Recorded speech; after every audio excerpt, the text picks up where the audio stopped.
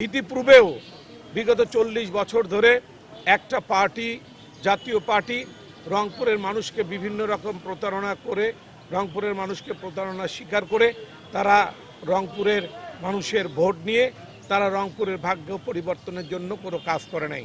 আপনারা দেখেন রংপুরে কিভাবে বেকার সমস্যা, বেকাররা আজকে কীভাবে ঘুরে বেড়াচ্ছে, মাদকদ্রব্য সেবন করতেছে, রংপুরে আইন শৃঙ্খলা পরিস্থিতির অবনতি করছে। আজকে রংপুর মেডিকেল কলেজ হাসপাতালে রোগীদের কোনো চিকিৎসা নাই। আজকে রংপুর শহরে যানজট, আজকে রংপুরের শ্যামাসুন্দরী খালের দুরবস্থা।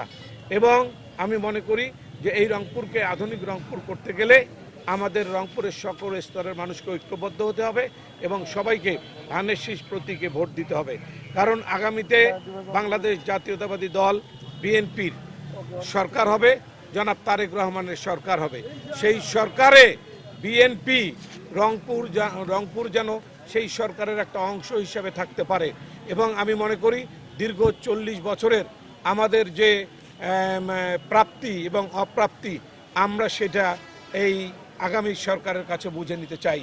আমরা যে এতদিন পেলাম না, 40 বছর একটা ফ্যাসিস্ট এবং ফ্যাসিস্টের দোসর রংপুরের মানুষের জন্য কোনো কাজ করলো না।